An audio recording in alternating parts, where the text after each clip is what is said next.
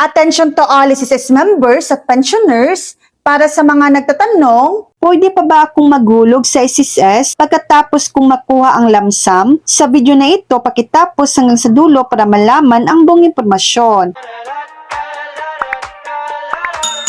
Oo, pwede ka pa rin maghulog sa SSS pero may mahalagang kondisyon depende sa uri ng lamsam na nakuha mo. Kung retirement lamsam, kulang sa 120 buwang hulog. Kung nakuha mo ito dahil wala pang 120 buwang hulog bago magretiro, hindi na pwedeng gamitin ang mga bagong hulog para magkaroon ng monthly pension dahil tinanggap mo na ang buong benepisyo bilang lamsam. Pero kung magtatrabaho ka ulit o magiging self-employed o voluntary member, maaari ka nang maghulog ulit bilang bagong miyembro. Sakop ka ulit ng ibang benepisyo tulad ng sakit, panganganak, kamatayan at pautang. Kung disability lamsam, kapag nagtrabaho ka ulit, pagkalipas ng 1 taon mula nung nakuha mo ito, pwede ka nang maghulog ulit at ituturing kang bagong miyembro. Paano magsimulang maghulog ulit? Magparehistro bilang voluntary, self-employed o OFW member. Gamitin pa rin ang iyong dating SSS number, makipag-ugnayan sa pinakamalapit na sangay ng SSS o tingnan sa My SSS portal para sa tiyak na gabay sa iyong kaso. So yan lang po ang latest update.